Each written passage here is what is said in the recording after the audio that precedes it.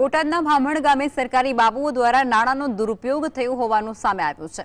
ગામથી 2 કિલોમીટર દૂર કોચર જમીનમાં 3 મહિના પહેલા પશુઓના પાણી પીવા માટે બનાવવામાં આવેલો અવેડો હાલ બંધ હાલતમાં છે। આ બિનઉપયોગી નિર્માણને કારણે લાખો રૂપિયાનો ખર્ચ પાણીમાં ગયો હોવાનું ગ્રામજનોનું કહેવું છે।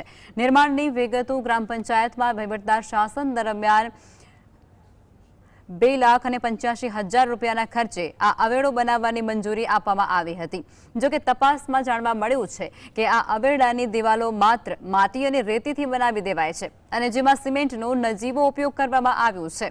આ નબળા બાંધકામને કારણે અવેડો ઉપયોગ વગરનો બની ગયો છે અને હાલ આ અવેડામાં ન તો પાણી ભરવામાં આવે છે કે ન તો પશુઓ આ વિસ્તારમાં પાણી પીવા માટે આવે છે। 3 મહિના જેવું થયું અને છેલ્લા 2 મહિનાથી હું જિલ્લા પંચાયતમાં તાલુકા પંચાયતમાં અરજીઓ આપું છું આ અવેરા બાબતની। 2,85,000 રૂપિયાનું કામ છે। હવે આ અધિકારીઓને કોઈ જાતનો ડર જ નથી, કોઈ ઉપલા અધિકારીઓને પોતાની મનમાની કરીને હાવ બેદરકારી ગુણવત્તા હાવ ખરાબ દ્રષ્ટિએ કામ કરેલું છે। તો મારી માંગ એટલી છે કે આ તાત્કાલિક આ નવાસરથી કામ થાય।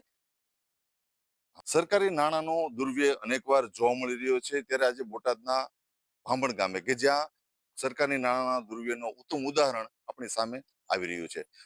મારી પાછળ આ દ્રશ્યમાં જોઈ શકાય છે, આ છે ભામણ ગામના અવેડો કે જે ભામણ ગામથી 2 કિલોમીટર દૂર બનાવવામાં આવ્યો છે કે જે કહી શકાય 2,85,000ની આખો શેડ બનાવવામાં આવ્યો છે।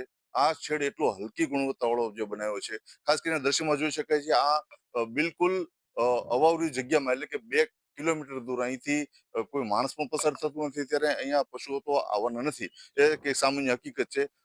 ત્યારે આ એક જે બનાવવામાં આવેલું જે આ દિવાલ છે, આ અવેડાની આ જે દિવાલ જે કહી શકાય કે અહીંયા સિમેન્ટ નામ માત્રની છે, માત્ર ને માત્ર ઉપર એક સિમેન્ટનું લેયર લગાવી દેવામાં આવ્યું હોય તેવું કંઈક ને કંઈક જોવા મળ્યું છે। આ માત્ર ને માત્ર માટી અને ધૂળથી બનાવવામાં આવેલો આ આખો અવેડો છે।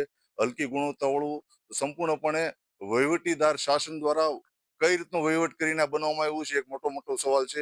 ભામણ ગામમાં જે કહી શકાય કે વાડી જ ચીબડા ગળે એવી કંઈક ને કંઈક સ્થિતિ હોય, અધિકારી ઉપર સીધા આક્ષેપ થઈ રહ્યા છે કે પોતાના શાસનમાં, વહીવટદાર શાસનમાં આવા ભ્રષ્ટ કામ થયેલા છે।